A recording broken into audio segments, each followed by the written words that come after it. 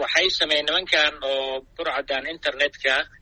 weerar ayay ku qaadeen dhowr waaxood oo ka mid ah federal governmentiga iyo sidoo kale macnaha private companieska shirkadaha gaarka loo leeyahay iyo hay-ad dowladda federaalka marka federal agencieska iyo private companies ayay weerar ku qaadeen nimankan oo burcada internetka waxaana ka mid ah wasaaradda maaliyadda, wasaaradda ganacsiga, pentagonka, DHS, National Institute of Health iyo gaashaandhigga iyo tan caafimaadka iyo kuwa gaarka loo leeyahay intaasoo dhana ka mid ahaa weerarkaana waxaa la ogaaday mar oo nimankan oo burcadka internetka ay weerar ku qaadeen shirkad ka mid ah shirkadaha ugu waaweyn ee sugta amniga internetka Maraykan saldhigeeda uu yahay taas ayay weerar ku qaadeen markaasaa la ogaaday weerarkan ku socda qeybaha kala duwan ee dowladda Maraykanka wuxuuna bilowday weerarkan March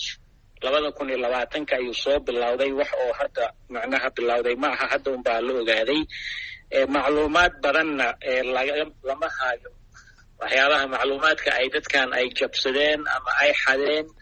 ilaa iyo hadda wax badan oo laga ogyahay ma laha waayahay marka doctor Ismaaciil weerarkaas aad sheegtay in lagu qaaday hay-adaha dowladda federaalka Maraykanka bilooyinkana socdo oo mar dhow la ogaaday baaxad intee la eg ayuu leeyahay dhaawac intee la eg ayuu gaarsiin karaa dowladda federaalka ee Maraykanka yaase qaaday weerarka baaxadiisa ilaa hadda lama oga laakiin waa baaxad really aad iyo aad u weyn waayo hay-ado badana arrintan ay saameysay marka weli baaridaa socota oo FBI-da iyo intelligence community-ga oo dhana daba taagan oo arrintan hay'adaha sirdoonka oo dhan baaroya marka taas waa saas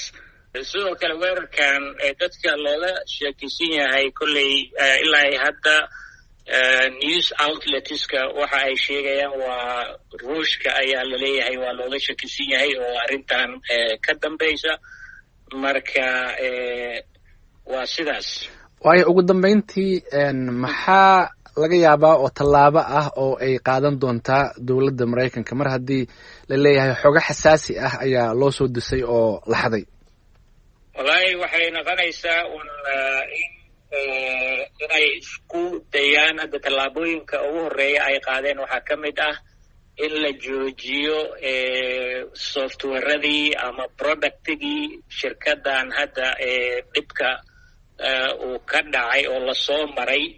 adeegeedii la isticmaalayay oo dowladda ay isticmaalaysay in la joojiyo oo disconnection